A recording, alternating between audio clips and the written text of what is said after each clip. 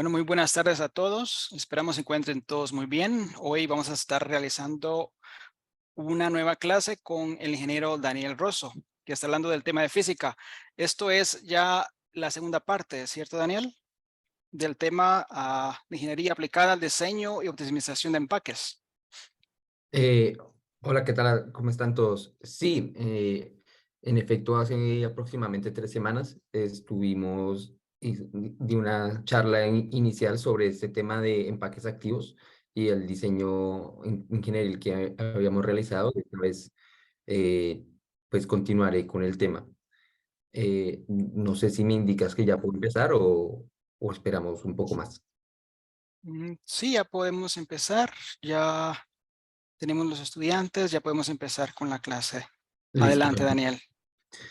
Bueno, eh, para los que no estuvieron hace 3 semanas, me presento nuevamente. Mi nombre es Daniel Rosso y vamos a hablar les voy a hablar sobre un proyecto que yo decidí titular Ingeniería aplicada al diseño y optimización de empaques de alimentos con absorción de oxígeno activo.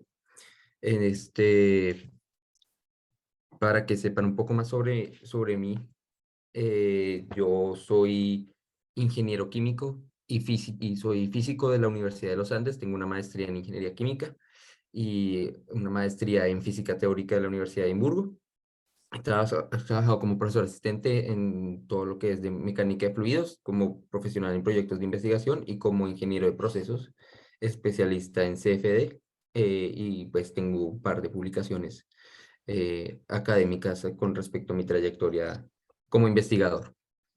Este, Voy a brevemente dar una introducción nuevamente a la problemática a la cual estamos tratando de responder para después proceder a hablar sobre cómo utilizamos herramientas computacionales para poder hacer modelamiento y simulación de los nuevos tipos de empaques activos que se están desarrollando y cómo esto nos ayuda pues a la optimización de dichos diseños. Entonces, nuevamente, la problemática es que anualmente se pierde aproximadamente 1 billón de toneladas de comida por diferentes factores. En el mundo también actualmente un 10% de la población mundial sufre de desnutrición e inseguridad alimenticia. Una buena parte de la comida que se pierde en ese billón de toneladas que les comenté inicialmente, se pierde por culpa de que los alimentos se pierden, se dañan, porque van a las tiendas y en las tiendas se quedan mucho tiempo y se dañan, se oxidan, entonces se tienen que botar porque dejan de ser, pues, consumibles para las personas. Eh, Esto es especialmente importante en alimentos que tienen un alto contenido lipídico, o sea, que tienen un alto contenido de grasas, pues porque las grasas eh, conllevan, o se oxidan fácilmente debido a la presencia de los dobles enlaces. Los dobles enlaces, si me permiten, les muestro. Estos dobles enlaces, estas insaturaciones, permiten que el oxígeno ataque las grasas, las oxide y genere hidroperóxidos. Y estos hidroperóxidos son los que van asociados a que el alimento se ponga negro y os quiera el olor a rancio, pues, que es desagradable para el consumo. ¿Sí? Eh, entonces, actualmente las tecnologías de empaques activos, de empaques, no están respondiendo a la necesidad que existe de poder generar alimentos que nos duren más tiempo en condiciones ideales para el consumo humano.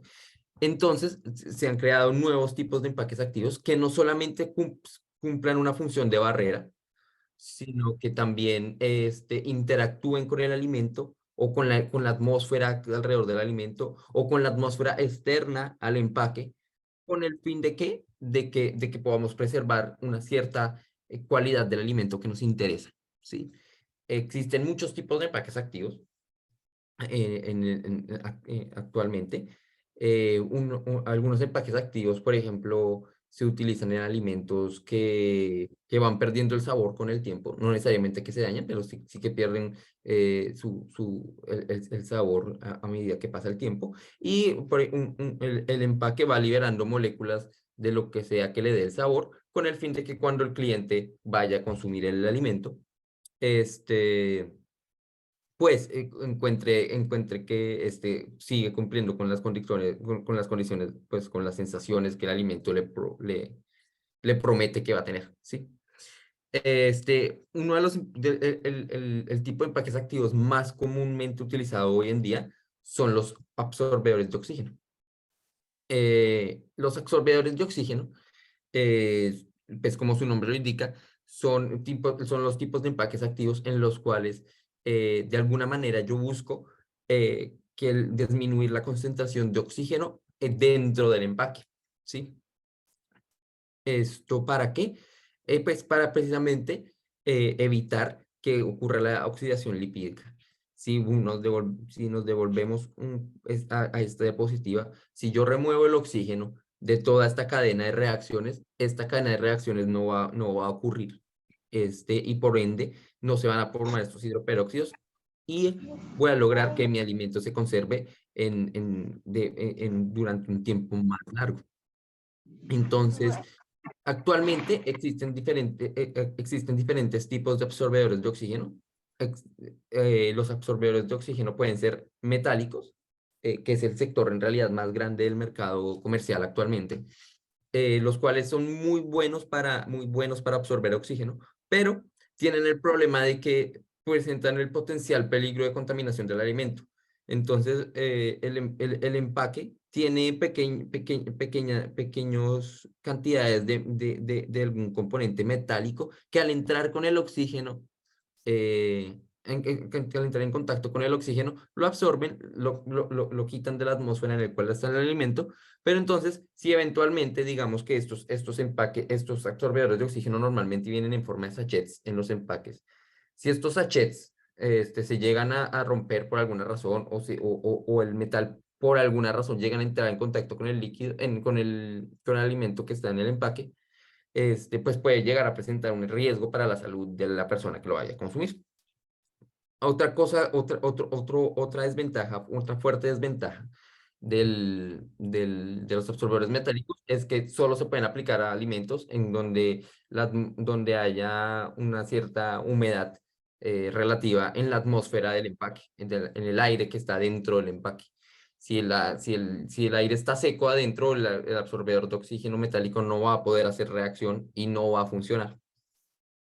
Entonces, en la industria se han hecho, pues, se han creado otros absorbedores de naturaleza orgánica, pero estos también han presentado problemas a la hora de la absorción de oxígeno, pues porque no responden tan rápidamente como los absorbedores metálicos lo hacen e igualmente sufren nuevamente del mismo problema de que tienen una alta dependencia a la concentración de agua o a la humedad que se encuentre en el aire dentro del empaque.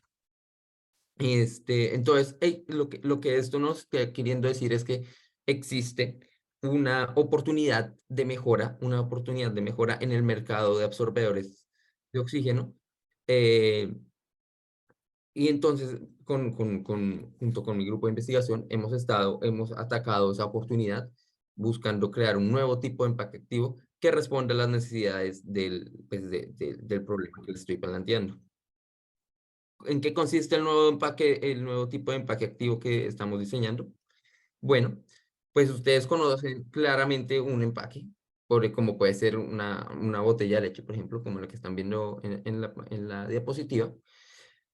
Lo que nosotros proponemos es esa botella de leche que ustedes conocen, el material del que está hecho muchas veces en realidad consiste de diferentes capas de diferentes materiales que se encuentran unidas para generar lo que es la barrera del empaque.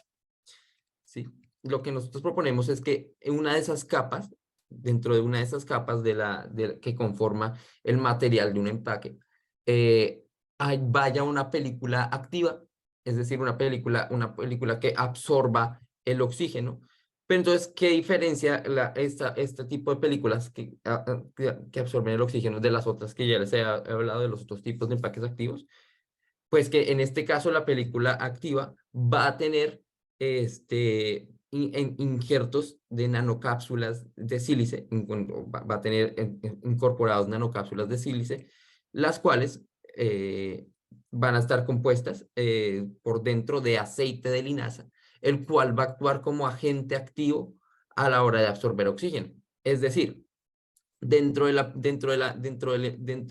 pared del empaque voy a tener una película polimérica que en un nivel nanométrico va a tener cápsulas que van a tener por dentro aceite de linaza, tal que cuando el oxígeno fluya desde adentro del empaque pues entre en contacto con la pared del empaque, el empaque sea capaz de absorber ese oxígeno y de esa manera mantenemos las concentraciones de este gas bajas, prolongando así la vida útil del alimento. Entonces, ya teniendo esta contextualización de cuál es la idea de cómo se va a desarrollar estos nuevos tipos de empaques activos, surge una pregunta y es, ¿cómo vamos a entender y evaluar y optimizar eventualmente el desempeño de estos nuevos tipos de empaques activos?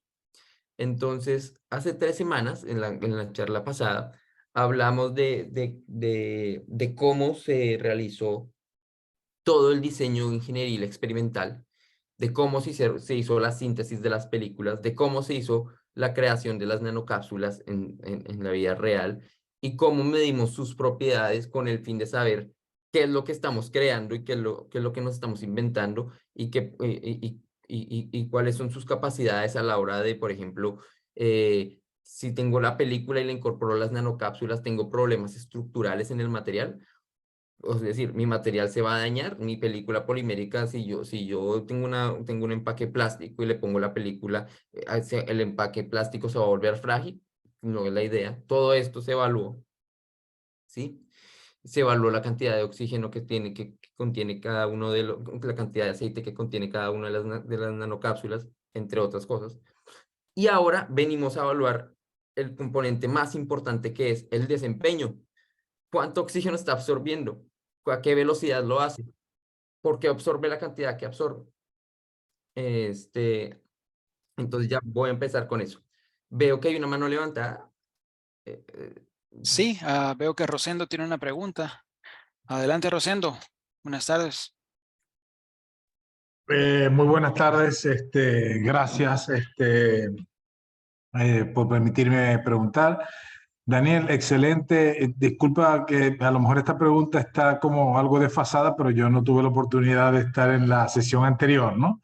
Y sí, entré un poquitico tarde porque tenía problemas de conexión, ¿no? Entonces, me parece sumamente interesante, aunque nos estamos abordando el tema por ahora directo a lo que es la parte de alimentos, ¿no? He trabajado para el sector alimenticio y también para el sector más de oil and gas, ¿no? ujú, Entonces, cosas como esta serían fundamentales aplicarlas también en el sector oil and gas porque la presencia de oxígeno, pues, genera problemas muy serios y más combinados con la humedad, ¿no? En cualquier tipo de equipo y cualquier tipo de fluido, sea aceite, sea gas, sea presencia de agua, etcétera. Ahora, la idea que está surgiendo tú para este nuevo tipo de empaques, ¿verdad? De absorbedores de oxígeno, surge como una necesidad de que se está acortando la vida útil porque veo que estamos hablando de algo que ya está empacado. O sea, es para asegurar que llegue a, digamos, al periodo de vencimiento establecido o quizás más aún extenderlo, ¿no? Porque te exactamente. entendí y levanté la mano porque en un momento dijiste, es evitar que el oxígeno que se desprenda dentro del envase comience a atacar las caras y el producto en sí. Porque indudablemente si es un envase de leche, cuando yo lo destape, ahí va a estar en contacto con el oxígeno y es Exacto, claro, inevitable porque voy a evidentemente. tener que destaparlo para servirme y luego volverlo a tapar. Entonces va a haber oxígeno que entra del exterior, más dependiendo del producto, una liberación interna del oxígeno. Entonces, quiero saber, o sea, ¿a qué es lo que está apuntando esto? ¿A la descomposición y de algunos tipos de productos o es cualquier producto en general que esté envasado genera el oxígeno? Ahí sí, discúlpame mi ignorancia al respecto, ¿no? No, O no, no es hay al problema. momento de desempacar y volver a empacar, pues porque necesito destapar para consumir. Sí, evidentemente, no. Aquí de pronto, por hacerlo brevemente, en la presentación pasada hablé de qué era exactamente lo que buscábamos y era prolongar la vida de anaquel, del Ok, equipo, del alimento. ok. Sí, claro, yo también trabajé como ingeniero de procesos en el sector de oil and gas y sé que el oxígeno es un tema de bastante pues, problemático para los equipos, ¿sí? En especial, pero en este caso esto no creo que pueda llegar a ser aplicable a este tipo al sector de oil and gas como tal. Existen, y lo que quise decir es, existen otros, por ejemplo, si necesitáramos eventualmente alguna química para la Ujú. absorción del oxígeno, en el caso del sector oil and gas no hay necesidad de que necesariamente que el absorbedor de oxígeno sea amigable que no sea potencialmente tóxico, ¿sí? Ujú. Entonces, los absorbedores metálicos podrían eventualmente ser mucho más útiles para esa aplicación. Ok, pero entonces en este caso estamos hablando fundamentalmente, ya me lo dijiste, es para incrementar la vida útil en anaquel, pero es por descomposición interna, o sea, por liberación interna del oxígeno en el envase, no al Lo momento que, que entre el oxígeno cuando destapo. no al momento al que ustedes están. Ok, Lo que pasa es que normalmente los empaques vienen con una cierta cantidad de aire, ¿sí? Pues usted ve el alimento y no es que el alimento venga al vacío, sino que viene sí, siempre con un cierto espacio de cabeza, el cual afecta y tiene un efecto significativo sobre la vida útil del alimento en ok, anaquel, porque usted no lo está ya. destapando, no le está Ujú. haciendo nada. Entonces, la idea es, ¿cómo podemos evitar que ese oxígeno que me queda remanente, o por ejemplo un empaque de papas, o sí, o lo que sea, eh, no me esté acortando la vida útil y me está haciendo perder alimento valioso que podría eventualmente ser consumido si se trata de ese problema, ¿sí? Perfecto. No, gracias, Daniel. Ahora sí me quedó bien claro. Muy amable. Vale. Este, listo, entonces voy a continuar con el tema. Entonces la pregunta es, retomando, eh, ¿cómo entender y evaluar el desempeño de este nuevo tipo de empaque activo que nosotros estamos diseñando? Sí, entonces, eh, volviendo a cómo medimos el rendimiento, pues consideremos entonces el empaque en sí, ¿cierto? El empaque está hecho normalmente pues, del material que hace la barrera y dentro de dentro de este empaque tengo una cierta atmósfera de aire que normalmente tiene una cierta composición de oxígeno y que está en contacto permanentemente con el alimento. Para yo poder medir el desempeño de nuestro nuevo tipo de empaque activo, lo ideal sería poder de alguna manera monitorear la concentración de oxígeno que existe en el espacio de cabeza. Este aire que queda remanente aquí se conoce como el aire del espacio de cabeza. Lo ideal sería poderlo monitorear por largos periodos de tiempo. Pero entonces, ¿qué es lo que pasa? Yo tengo yo soy una persona que estoy diseñando un producto que eventualmente se quiere volver comercial, ¿sí? Si yo llego y quiero vender este producto y a diferentes, a diferentes industrias alimenticias. Cada una de las industrias alimenticias va a tener un cierto tipo de necesidad diferente. Cada vez que una industria alimenticia quiera sacar un nuevo tipo un empaque más grande, más pequeño, va a tener que correr pruebas, va a tener que hacer todo un diseño de la parte de la absorción de oxígeno para que sí podamos seguir manteniendo, sí o sí, pues la prolongación de vida útil, la prolongación de vida en aquel del alimento. Entonces, medir de manera experimental el oxígeno durante periodos prolongados de tiempos para el diseño de empaques no es práctico experimentalmente hablando. Para lo cual, en dicho caso, estamos interesados en entender qué pasa a nivel fenomenológico eh, en el empaque, en las paredes del empaque, en nuestra tecnología. Y para eso recurrimos a herramientas computacionales y de modelamiento y simulación. Entonces, lo que nosotros hicimos fue desarrollar una herramienta de diseño computacional en la cual un eventual comprador podría ingresar las necesidades, las necesidades del alimento, por ejemplo, que voy a tener un empaque de 30 mililitros, que va a estar a una temperatura de, no sé, de 30 grados, 10 grados, 20 grados, no sé, etcétera, etcétera. Y quiero ver qué pasa si yo ingreso una película de un grosor de, no sé, de medio centímetro, de 1 milímetro de grosor, etcétera, etcétera. ¿Qué pasaría? ¿Cómo se comportaría mi tecnología? Esta herramienta nos permite saber ese tipo de cosas, ¿sí? Entonces, esta herramienta nos permitiría entender qué pasa si incorporo mis nanocápsulas directamente en un empaque que está hecho de un solo material o de muchos materiales que provienen de muchas capas, y en donde el oxígeno va a tener que pasar por diferentes barreras para poder llegar a alcanzar la película activa y poderse absorber en la misma.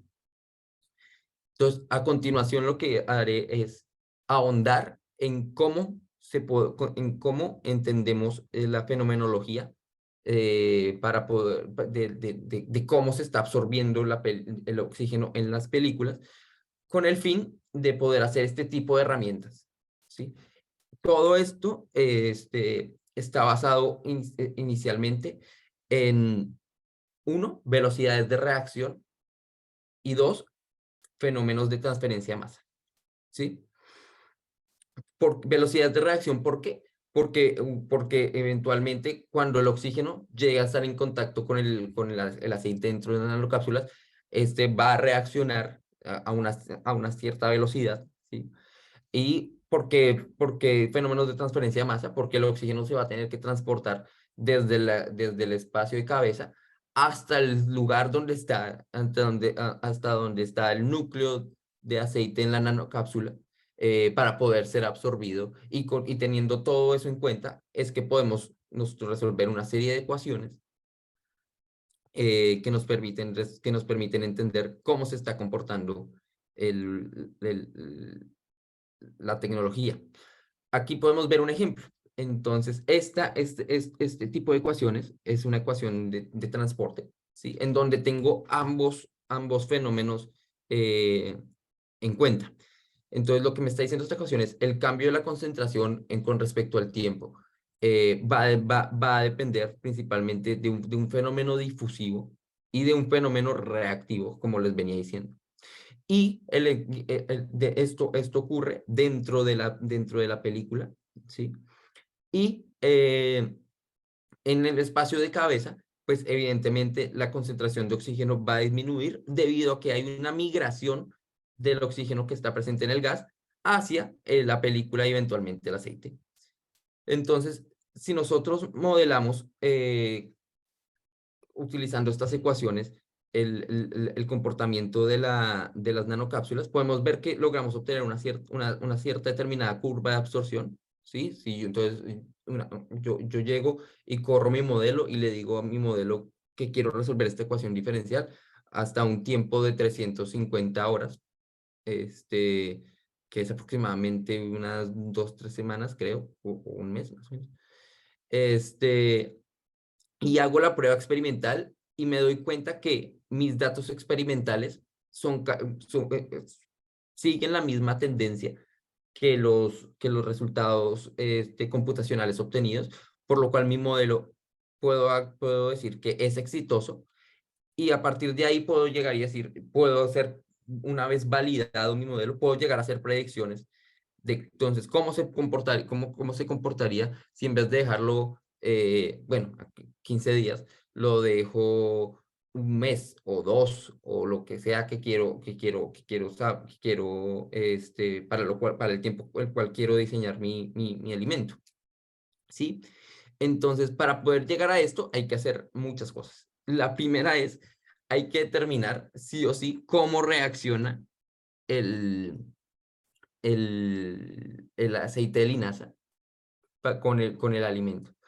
Entonces nosotros, con el oxígeno, para poder nosotros entender cómo el aceite de linaza reacciona con el oxígeno, utilizamos una técnica de análisis termogravimétrico. ¿Qué es esto?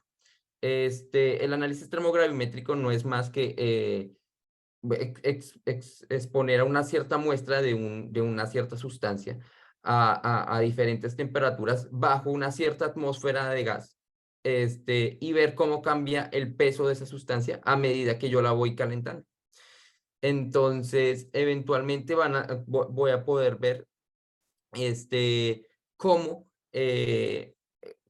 cómo a medida que voy calentando esta muestra, y si yo la expongo a una atmósfera de oxígeno, el peso de mi muestra, ya sé, pues en este caso el aceite de linaza, va a cambiar debido a que oxígeno está siendo absorbido, y con eso puedo determinar velocidades de reacción a diferentes temperaturas.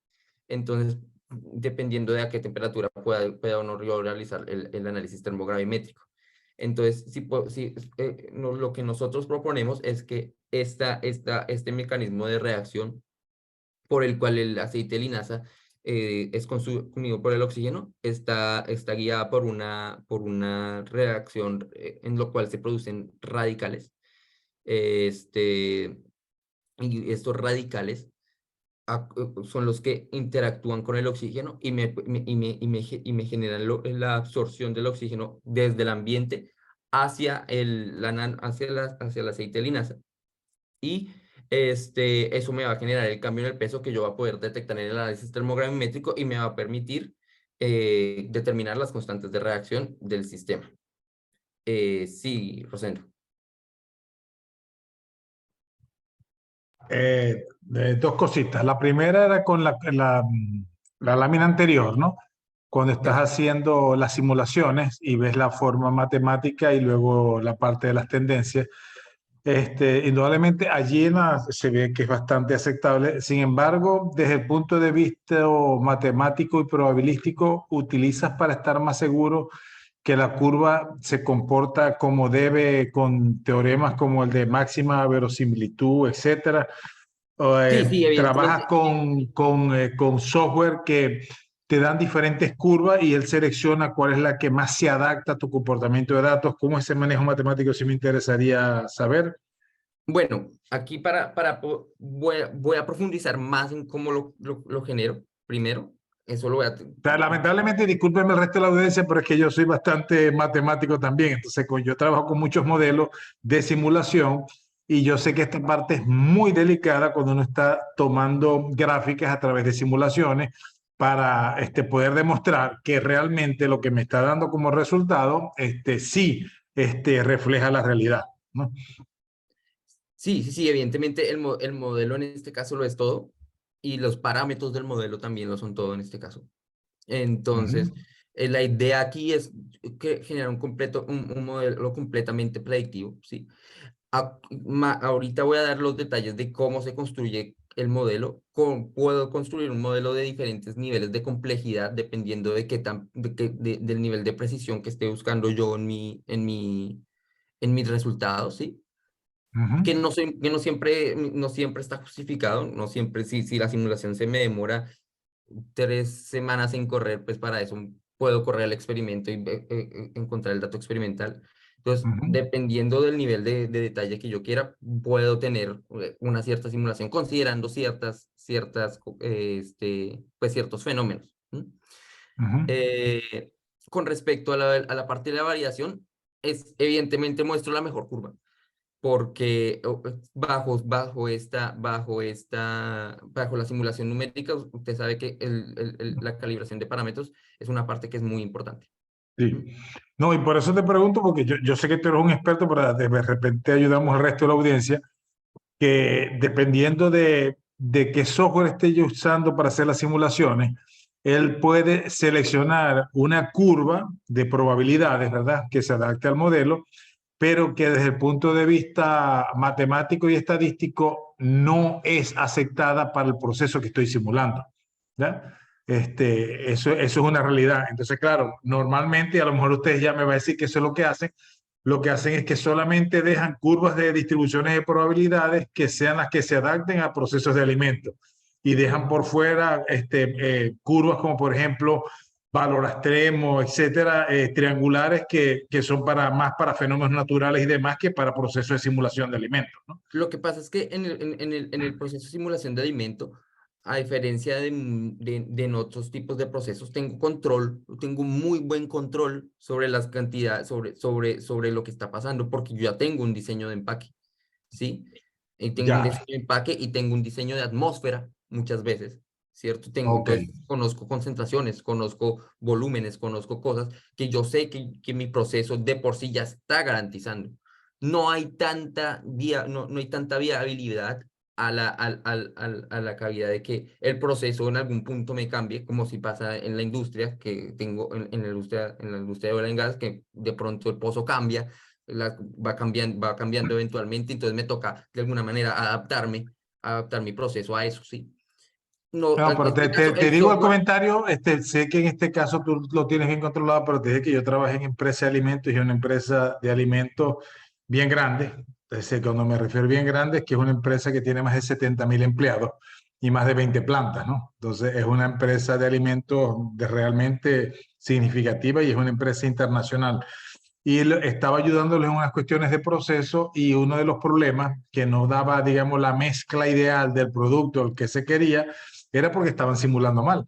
Y estaban simulando mal porque estaban permitiendo, o sea, de seleccionar la curva que mejor se adaptara a los datos que estaban trabajando. Pero entonces yo le decía, pero es que esa curva no aplica a ese proceso. Entonces no, era desconocimiento de la gente de proceso de la empresa que no sabía utilizar el modelo matemático. Entonces por eso era que te preguntaba en este caso en particular, ¿ya? pues lo que pasa es que en este caso no es el software como tal que el que me genera el que está, sino que estoy haciendo el diseño del software como tal. Sí, tú estás diciendo eso, entonces ya le estás colocando todos los límites porque lo estás blindando y por eso ya estás preseleccionando lo que sí aplica al proceso que tú quieres simular. Correcto. ¿Ya? Perfecto. Y la otra que a lo mejor me adelanto es en la siguiente lámina, ¿no? Porque a lo mejor lo vas a explicar, pero o sea, me hizo un poquitico de ruido. Es que estás trabajando con el análisis termogravimétrico, ¿verdad? Oxidativo, donde la variable es temperatura. Entonces debemos asumir que el proceso de oxidación de los alimentos con los que estás trabajando solamente son susceptibles a la parte de temperatura no es el alimento, sino lo que corresponde al aceite de linaza. Solamente es susceptible a la variable temperatura. Porque ¿qué Pero pasa si tengo exceso de humedad, exceso de presión donde lo almaceno? ¿No podría eso afectar el aceite de linaza? Porque estás trabajando solamente con temperatura. sí, lo que pasa es que las reacciones de oxidaciones lipídicas son fuertemente dependientes a la temperatura. Sí, Es pero si nosotros nos vamos a la curva termodinámica de fluidos, pues, recordamos que la curva PVT, ¿no? Sí, sí. Que entonces varía no solamente con la temperatura, sino también con la presión y el volumen. Entonces, por eso me causó un poquitico de ruido. Dije, bueno, a lo mejor es algo Claro, pero yo puedo, sí, yo que es el puedo. aceite de linaza y lo que estamos buscando. Claro, pero entonces lo que pasa es que para poder precisamente observar y tener en cuenta todas esas variables de sensibilidad en el análisis termogravimétrico, yo puedo tener control sobre la atmósfera a la cual yo estoy sometiendo el aceite de linaza para poder ver precisamente el efecto de presiones, concentraciones, sobre cómo se está comportando mi absorción en ese caso. ¿Sí? Ok. Evidentemente acá no doy el detalle a fondo, digámoslo así de cómo se hicieron las pruebas, pero entonces en estas pruebas que nosotros desarrollamos, Evidentemente hay pruebas tanto a nivel isotérmico como a nivel, como variando la temperatura, evaluando diferentes atmósferas, viendo qué pasa si tengo una atmósfera inerte, viendo qué pasa si tengo una atmósfera de alta concentración de oxígeno. Y todo eso me va a afectar estos valores K. Sí.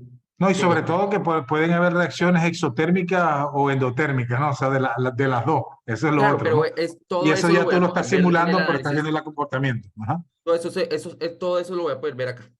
Sí. No, perfecto. Gracias, gracias, Daniel. Disculpe. Ujú. Vale. Muy amable.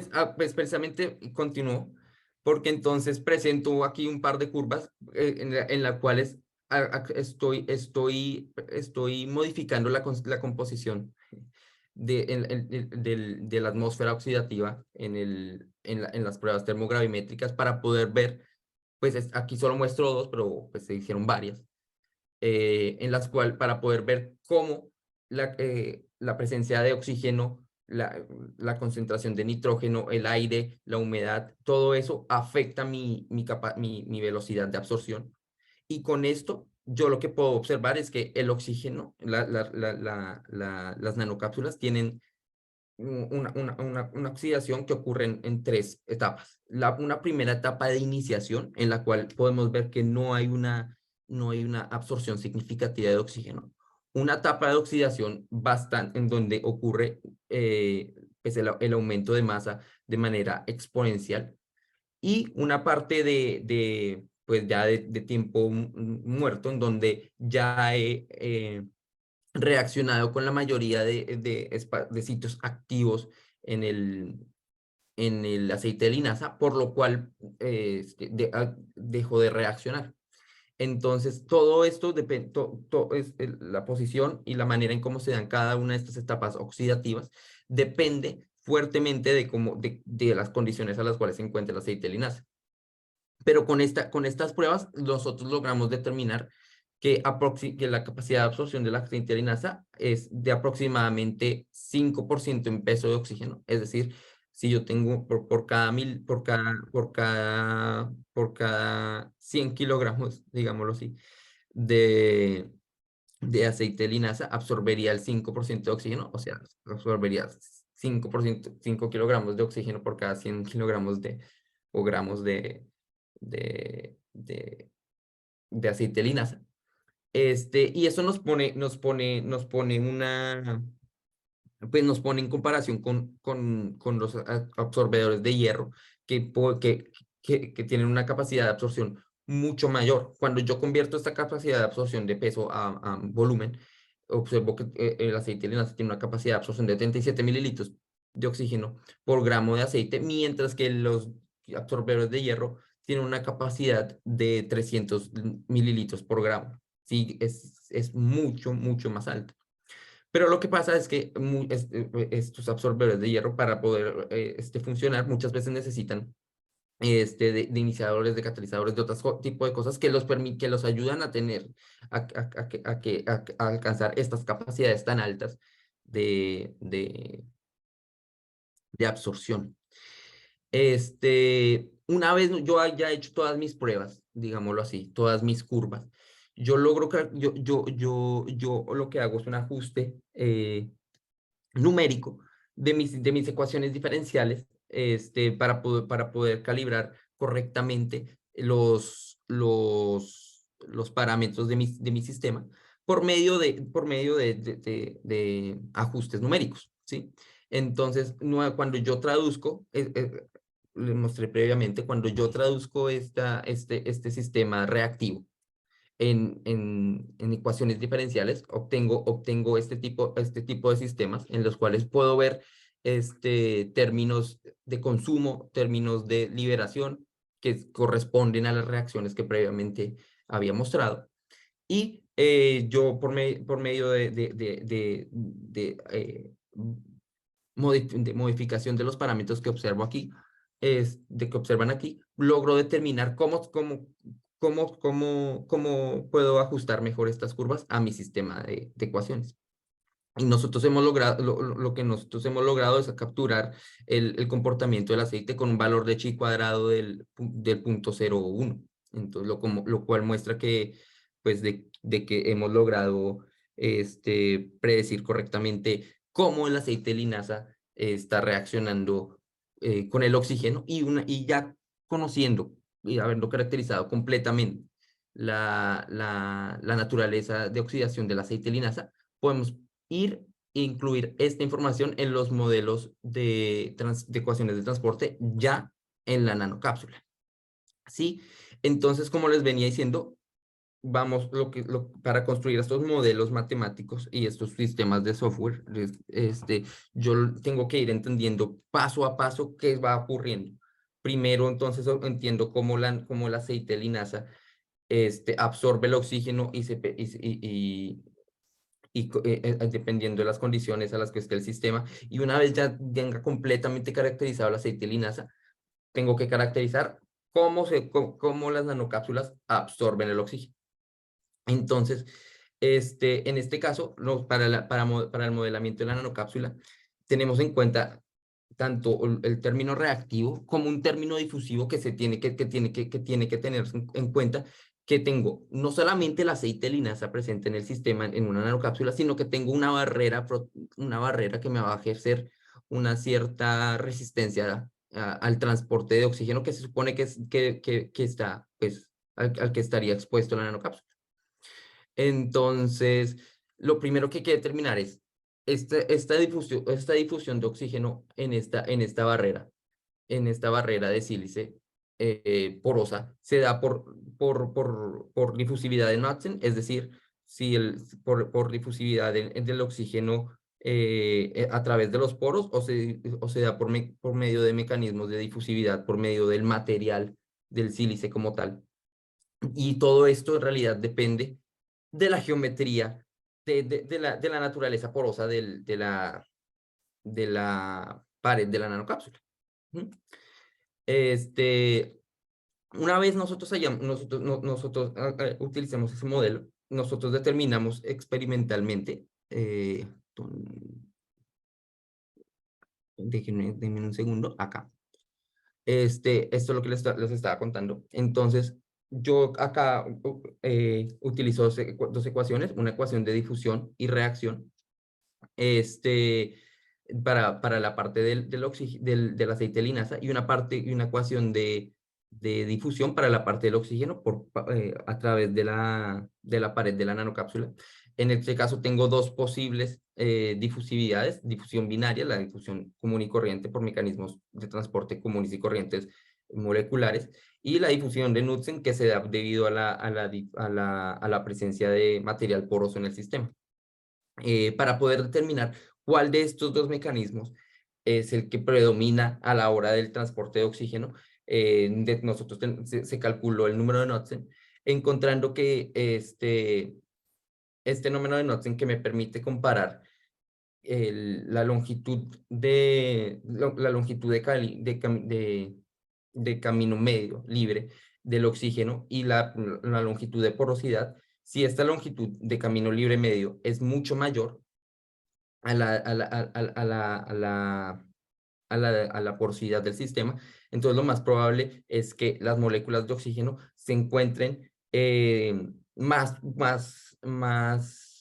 tengan mayor número de colisiones con las paredes porosas que con otras moléculas de oxígeno, por lo cual el mecanismo predominante va a ser la difusión de Knudsen, y esto nos va a permitir entender cómo es el oxígeno dentro de la nanocápsula per se.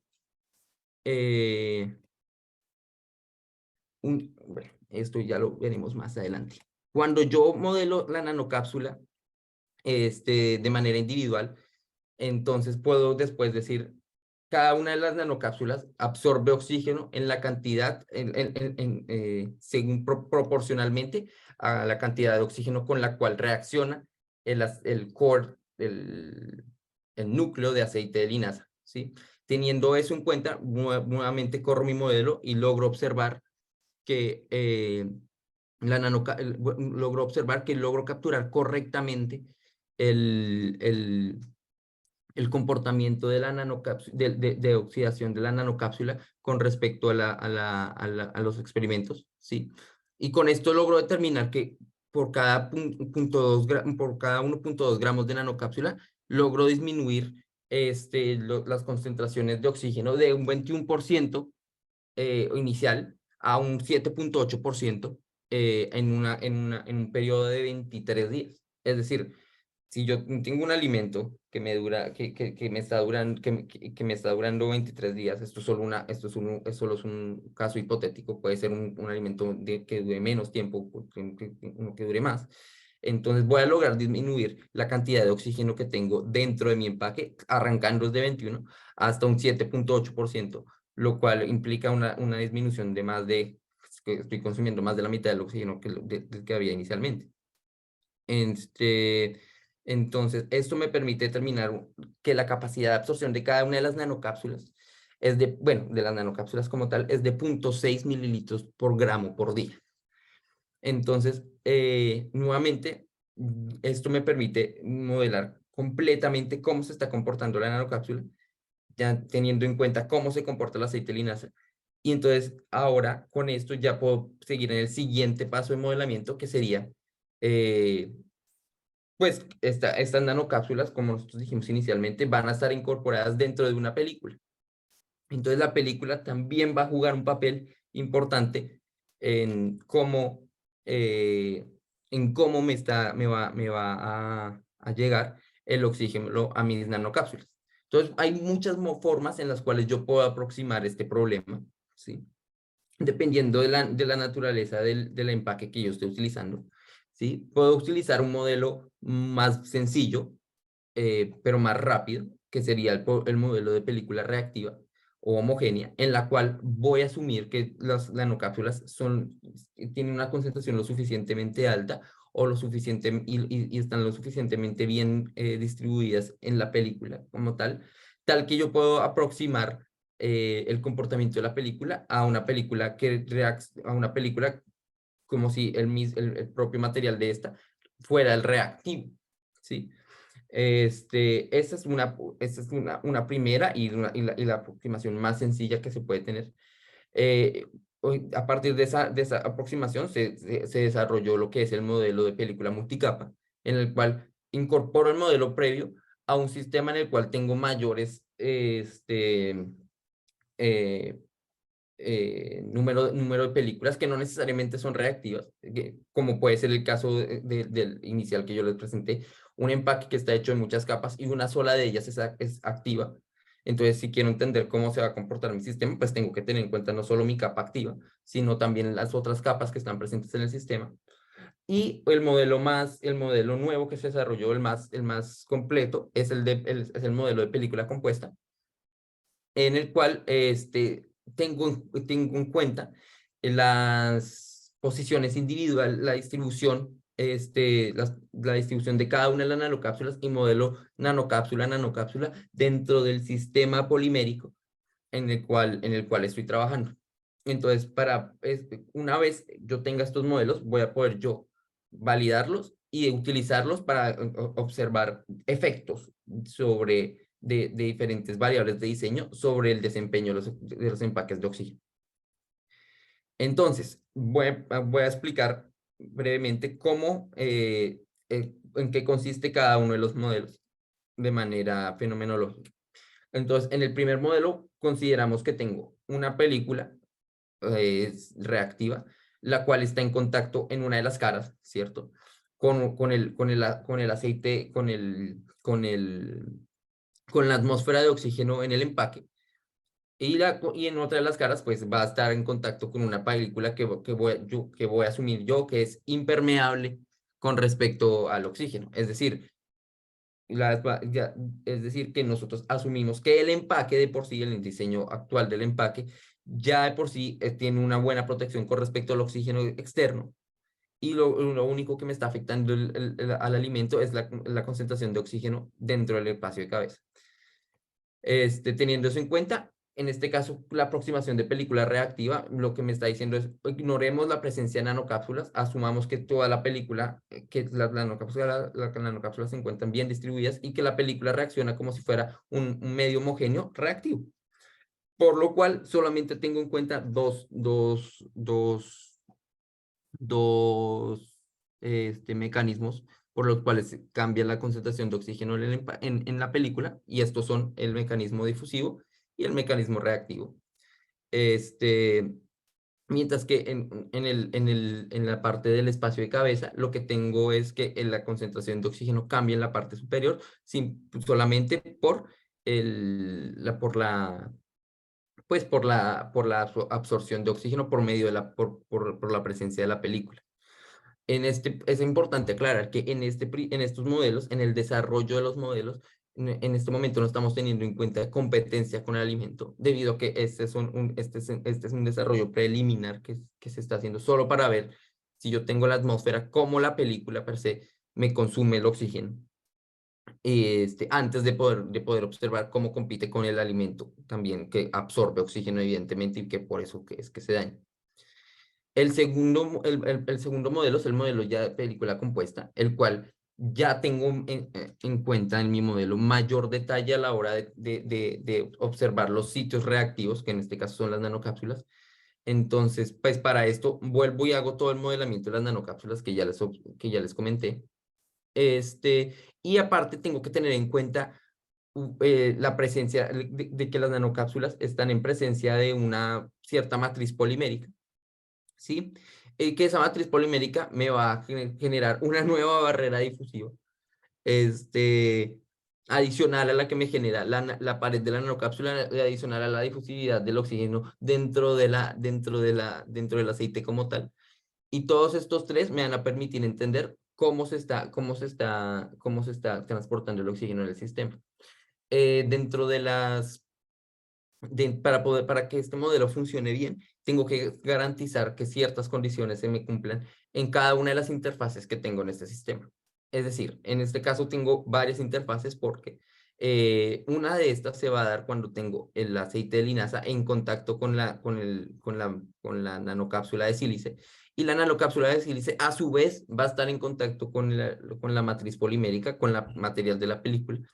Y en esos puntos en donde entro en contacto, tengo que sí o sí garantizar, uno, que haya conservación de masa, y dos, que haya conservación de presiones parciales de oxígeno, porque esas concentraciones de presiones parciales de oxígeno es lo que me mantiene la continuidad en el sistema. Sí, Omar. Sí, adelante, Omar. Ya puede hacer su pregunta. Gracias, buenas tardes a todos. Solo con una pregunta. Respecto de lo que está explicando ahorita, pues no sé si está bien en lo que yo estuve pensando durante la charla, pero tal vez cuando mencionan el aceite de linaza, no sé si también se puede encontrarse en las bobinas de los generadores o de los transformadores de la luz, o solo son específicos. No sé si pueda ampliar su pregunta porque no la estoy entendiendo. Pues mi pregunta era si el aceite de linaza, y no sé si se encontrará en las bobinas de los generadores o de los transformadores de la energía eléctrica. Pues no tengo entendido, o sea, no. Si su pregunta viene es de dónde sacamos el aceite de linaza, o si lo puedo aplicar a otras tecnologías como bobinas o componentes eléctricos, ¿sí? Sí, así es. ¿De Bueno, pues dónde se puede sacar y cómo y en qué lo puedo yo encontrarlo? ¿En dónde se puede encontrar el aceite de linaza? el aceite de Sería linaza mi pregunta. se extrae de la semilla de lino, ¿sí? Por Ujú. eso incluso en linseed oil, aquí lo pongo como linseed oil, es linseed, que es semilla de lino en inglés. Entonces, eso se extrae normalmente por un proceso de destilación, ¿sí? Ujú.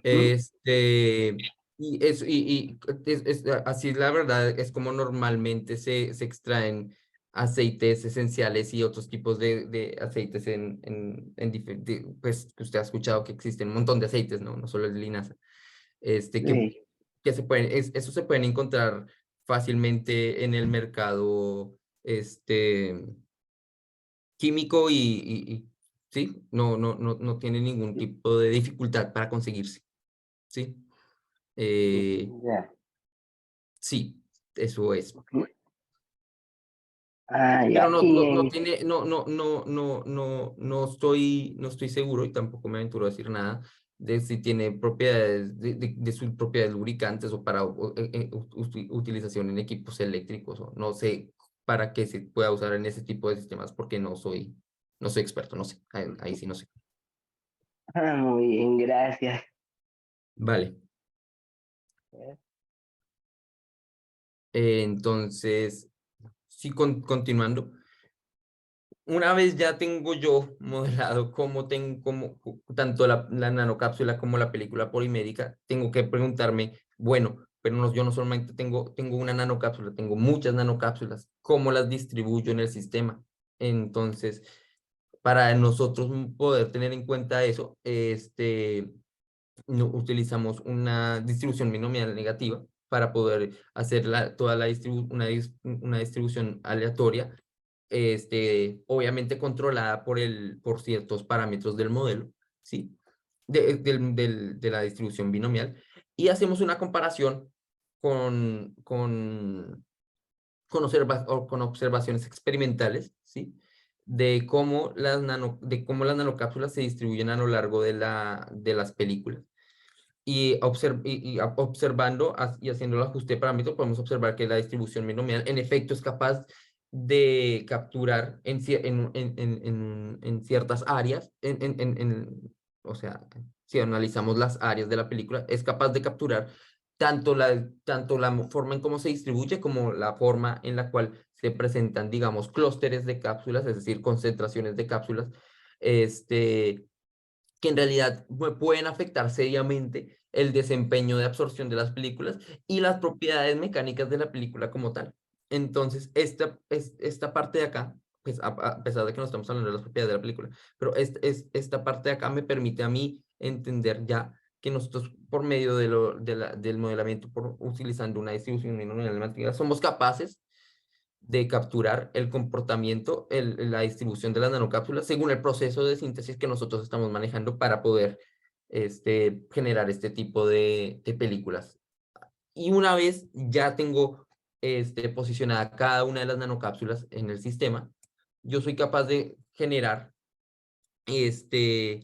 a partir de esto un modelo, un modelo computacional en el cual yo voy a solucionar mis ecuaciones diferenciales, las ecuaciones que les mostré previamente, para teniendo en cuenta cada nanocápsula, la presencia de cada una de las nanocápsulas en el sistema, teniendo en cuenta todos los mecanismos de transporte que están ocurriendo en ese momento.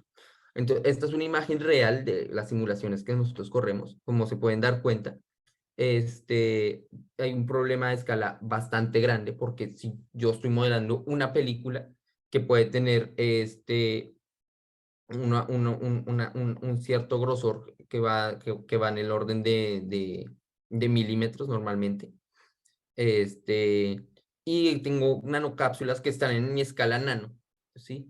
Entonces, para poder modelar esos sistemas con ese nivel de detalle, necesito sistemas computacionales que me permitan manejar ese tipo de problemas computacionales, por lo cual para poder correr ese tipo de simulaciones, hemos necesitado de un clúster computacional del cual especifico aquí sus especificaciones. Finalmente, el modelo multicapa que se desarrolló, en el cual en realidad es una ampliación del modelo monocapa, ¿sí? O modelo homogéneo, en el cual modelo tanto las capas activas, puedo tener una o más capas activas con nanocápsulas, y las capas pasivas, que en realidad van a ser pues las capas del empaque que no necesariamente tienen componente activo, sino que simplemente están ahí y generan una barrera pasiva del oxígeno, tanto interior como exterior. Entonces, en este caso, como es una generalización, no estoy asumiendo nada con respecto a cómo se comporta a la impermeabilidad del oxígeno por cada una de las películas, sino que estoy teniendo en cuenta sus propiedades reales. Y en este sentido es una aproximación mucho más real a la manera en cómo se va a incorporar esta tecnología al empaque. ¿Sí? Y nuevamente, en cada una de las partes en donde estoy en contacto, en donde tengo contacto entre películas, tengo que volver a garantizar continuidad en la parte de presiones parciales de oxígeno y continuidad en la conservación de masa de la misma. Con todo eso, nosotros hemos podido correr los modelos computacionales y hemos podido obtener resultados pues, de diferente índole. En el primer resultado son los modelos de película reactiva y compuesta. Hemos observado que al utilizar al realizar las observaciones experimentales aplicando nuestra tecnología y corriendo los modelos, podemos observar que las películas, cuando yo inserto las nanocápsulas dentro de la película, la absorción de oxígeno por parte de las mismas disminuye de manera exponencial. Es decir, la absorción de oxígeno no se da. Y entonces queremos entender el por qué no se da. Si nosotros comparamos nuestro modelo experimental con los modelos con nuestros datos experimentales, con los modelos que desarrollamos, logramos ver que ambos modelos son capaces de mostrarme que la oxidación sí se está dando, pero se está dando a tiempos muy, muy bajos. Entonces, a velocidades muy, muy bajas, perdón. Y por ende, nosotros no somos capaces experimentalmente de percibir dichos cambios. Por lo cual, esto nos lleva a pensar seriamente qué está pasando, ¿sí? Con, con, con el sistema una vez incorporamos una nanocápsula dentro de la película. René, no sé si qué tanto pueda continuar. Sí, creo que ya estoy. Sí, Daniel, ya estamos pues, ya terminando. No sé si alguien tiene unas preguntas. Creo que tenemos tiempo para algunas preguntas aún y pues yo creo que podríamos terminar la clase y probablemente si estuviera el tiempo, pues continuar en unas semanas, ¿no? Dependiendo cómo se lleve a cabo el curso. Pero podemos tener ahora algún tiempo para algunas preguntas, Daniel. Sí, no hay problema. Entonces, si alguien tiene alguna pregunta, pues Daniel con mucho gusto estará respondiendo.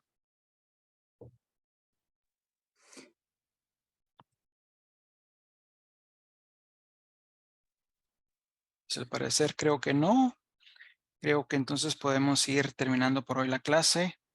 Si no hay preguntas, y Daniel, gracias por estar nuevamente acá con nosotros impartiendo una clase más y pues acá gracias a todos también por participar y estar en esta clase para obtener conocimientos que seguramente les ayudará a cada uno de ustedes para seguir creciendo académicamente. Muchas gracias por asistir y gracias por tu tiempo también, Daniel, por esta excelente clase que has brindado el día de hoy. Vale, muchas gracias. Muchas gracias a todos y espero que hayan encontrado interesante el tema. Gracias a ti, Daniel, y gracias a todos por asistir. Que tengan una feliz tarde a todos.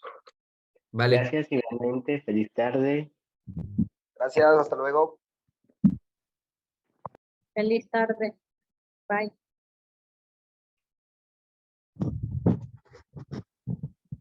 Adiós, feliz tarde.